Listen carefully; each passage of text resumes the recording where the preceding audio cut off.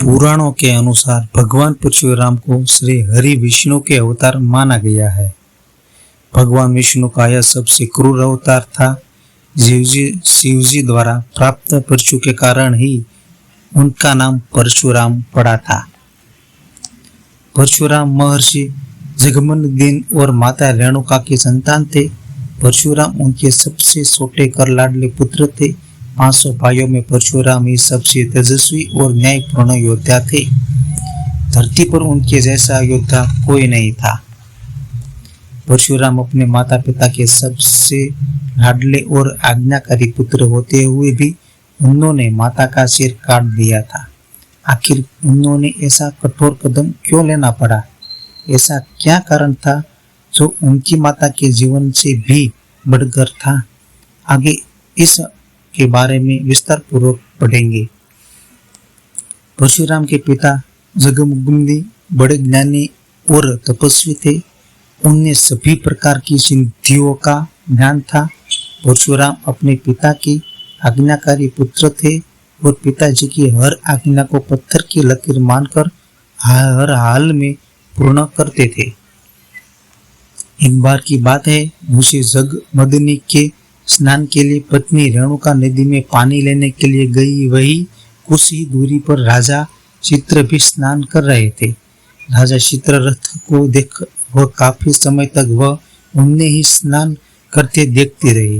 उनका मन विचलित हो गया और भूल गई कि उन्हें अपने पति के लिए स्नान का पानी ले जाना था। काफी समय हो गया। महर्षि जगमोगिनी पत्नी की रेणुका की प्रतीक्षा में बैठे उनका इंतजार करते रहे। जब पत्नी रेणुका आश्रम पहुंची तो ऋषि जगमोगिनी ने अपनी ध्यान शक्ति से उनके देर में आने का कारण ज्ञान करना चाहा। इसीलिए उन्हें सब ज्ञान हो गया और महर्षि जगमोगिनी अपनी पत्नी पर क्रोधित हो उठे। उसी समय उनके चारों पुत्र रघुवंशी, सुरु, वस्तु और विश्वासु भी आश्रम आ गए थे। महर्षि जगमोगिनी ने अपने चारों पुत्रों को बारी बारी से अपनी माँ का वध करने को कहा, पर किसी ने भी माँ के मोह वश ऐसा करने का हिम्मत नहीं जुटा पाए।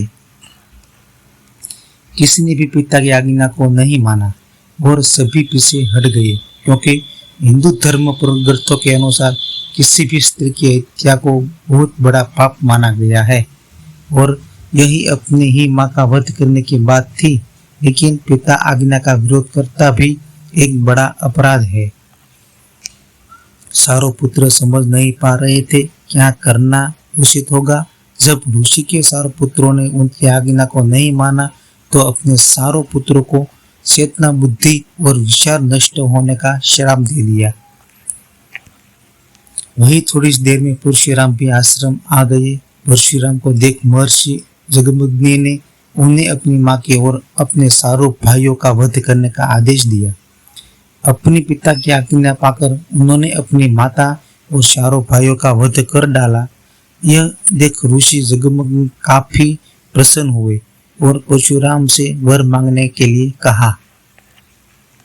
परशुराम जानते थे कि उनके पिता बहुत बड़े ज्ञानी हैं और सभी प्रकार की सिद्धियां प्राप्त है। उन्हें अपने पिता की बातों से संपूर्ण से अवगत था कि वह अपने पिता के आदेश मानेंगे तो उनके पिताजी उन्हें मुंह मांगा वरदान देंगे। इसलिए उन्हें पिताजी जब उनके वरदान मांगने को कहते हैं तो परशुराम ने अपनी माँ का और अपने चारों भाइयों को पुनर्जीवित करने का वरदान मांगते हैं। इससे उनके पिता ने उनकी इच्छा माता रेणुका और चारों भाइयों की जीवित हो गए।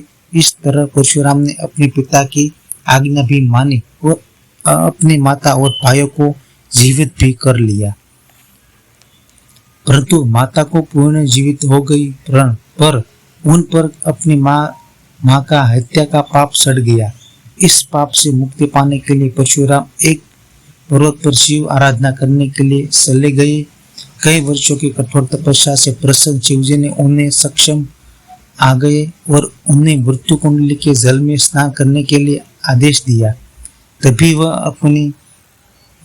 अपनी माता के पाप से मुक्त हो पाए। परशुराम ने शिवजी कहे अनुसार ऐसा ही किया और अपने माता हत्या के पाप से मुक्ति प्राप्त की।